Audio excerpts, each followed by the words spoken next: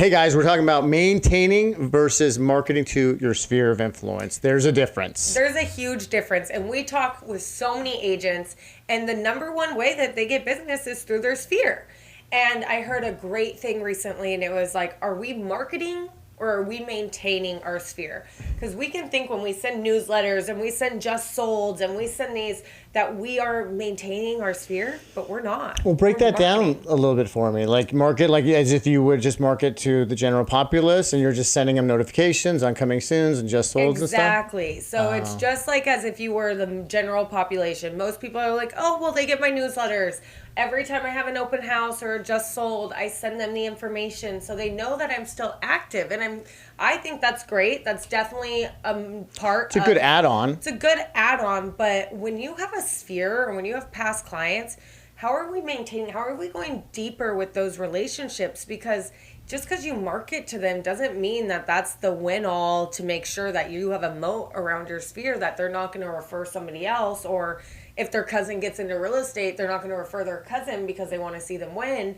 You want to give them that competence, but also have that really deep relationship. And so that's the maintaining your sphere. I love that. I like drawing the distinction too, because we talk a lot about the comfort, meaning like you're on the other side of trust with these people. That's what sphere and relationship selling is all about. And you also have to demonstrate competence, right? Because I'm comfortable with you and you're very competent at what you do. I'll refer you my grandma, right? So both I think need to be maintained. But I think it's all predicated on the fact that you're beyond the trust barrier with these people. And so if you don't do the coffees, if you don't do the events, if you don't hang out and spend time with them in one way or another, or make it more personal, then I think you're missing a huge opportunity to be maintaining the friendship, the relationship, that it's more than just about the business. More than transactional. It's more than here's another just sold or here's my weekly update of what's going on in the market.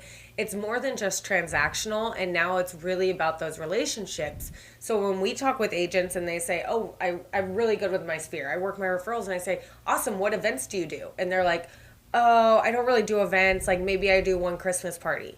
That should be the red flag, and that's where we know we can step in and say we have to do more than that. Because a Christmas party is great for our sphere, but we got to maintain, which is if I see you once a year, you're out of mind, right? You're not top of mind. Like until I get your Christmas party notification or something, I'm really not remembering you. I might get your marketing letters. Well, and here is where I think it's okay to build like a hierarchy in your relationship selling, your sphere of influence, because there are people who refer and there are people who don't. Yeah. Right? So the people that refer you consistently and are sending you those opportunities, do quarterly lunches with them. Be intentional. Take them to coffee. Go grab a beer. Maybe if you golf, go golf with them. Invite them to the pickleball thing. Spend some time with them, because a lot of people, they really appreciate that next level, and it keeps you top of mind, and those referrals keep coming. Right. And that's really the maintenance of it. And it's how do I do that? Like you said, how can I get belly to belly with? And that's where I think of maintenance. It comes into how often are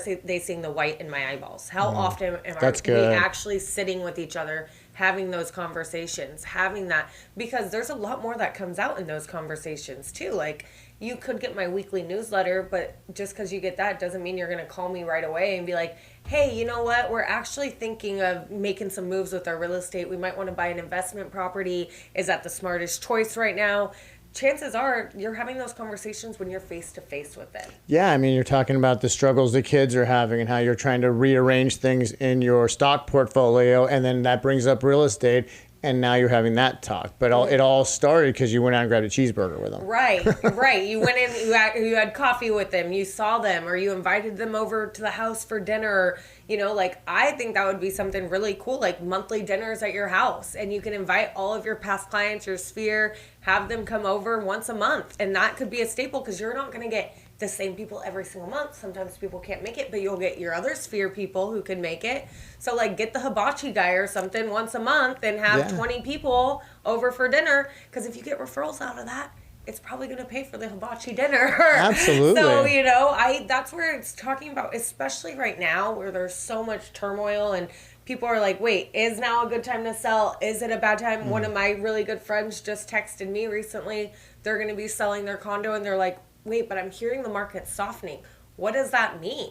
Yeah. And so I had to Did I miss the boat? Did I miss the boat? We just had this conversation. So I was explaining to her, talking to her about, like, you know, the market has changed.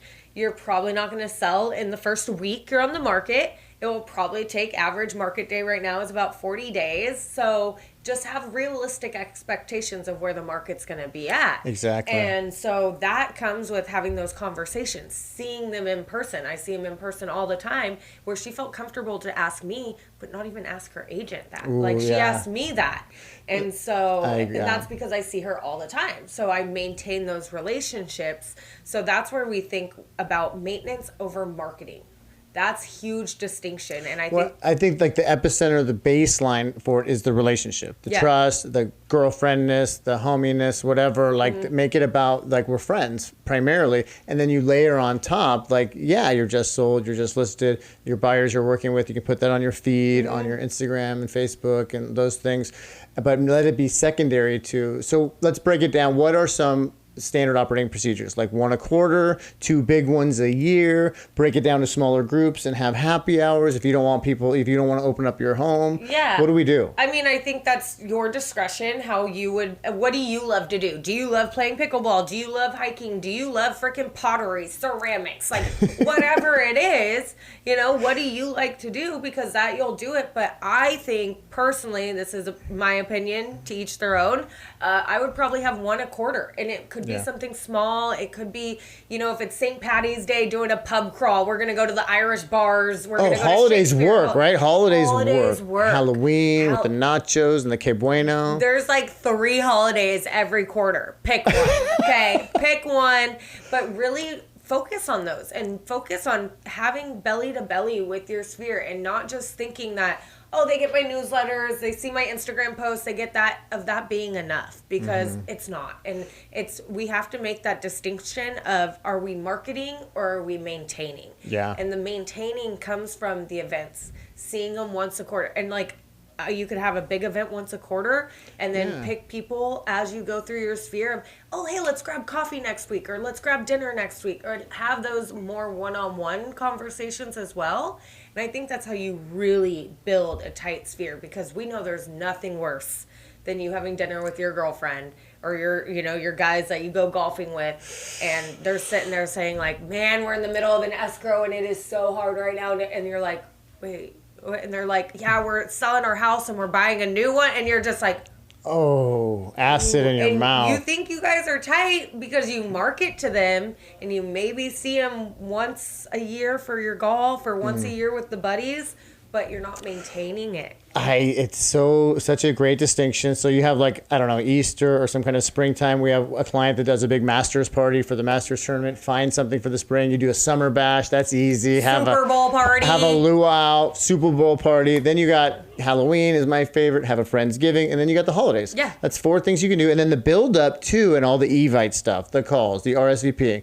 And so you're top of mind, even if they don't come. And maybe some people aren't about spring, but they really love Halloween, or vice versa. You're going to have different groups coming through, but then you make it work for you, right? It's like, hey, on this date, if you can come, awesome, but fit it into your schedule. You have 4 a year, and we love all the invite stuff. You're getting top of mind, You get to call people about a party You're instead marketing. of You market to them. But it's all relationally driven, because it's like, hey, I want to have you over my home, or we're having an Easter egg hunt, or we're doing a happy hour for St. Patty's, whatever it is. And then it's fun, and it's centered around a human thing instead of a business thing. Oh, totally. And I think we have a couple clients recently. They're doing a backyard barbecue party. I got one this weekend. One of our clients is doing like a little barbecue thing, and it's all for their friends. Yeah. And we're so tight with a lot of our clients, they invite us to these Or like the things. boat thing that Zap's doing. Yeah, the boat thing that awesome Zap's idea. doing, which unfortunately we can't make it to that, but it's like they're doing things and events to maintain their relationships. Okay. So that's where this video, we wanted to draw that distinction of, yes, marketing to your past clients in your sphere is great. It keeps you top of mind. It keeps you relevant. It keeps them so they're like, oh, there's Ryan again doing real estate. But if you're not maintaining those and going deeper in those relationships, that person saying, oh, there's Ryan again doing real estate, they might refer somebody else who's just there at that time. He's too busy. He has all these just listed and just solds he sends me. He must be too busy. But if you spend time with them, they know that, like, it's a different market. Things have shifted because they see you. And then here's a ninja tip, if you made it to the end of the video. When you get alliances with divorce attorneys, probate attorneys, CPAs, solar guys that can refer you business. Bring them into those events so you start cultivating those trust relationships with them as well and make it more personal. Totally. I think that's great. And then you commingle everybody, and then next thing you know, your CPA is working with your friend Bob, and the CPA are and who put them together, and who got to make that happen. Bam. That's the magic. And that's where being the connector, being the person in your sphere, but that's based off the maintenance. That's based off how are you going a mile deep with these people and an inch wide versus a mile wide and an inch deep. Yeah, we're not like digging ditches. Like we're having parties. We're having parties. Like we're doing fun things. Like they should make you like have fun. You should want to enjoy these people.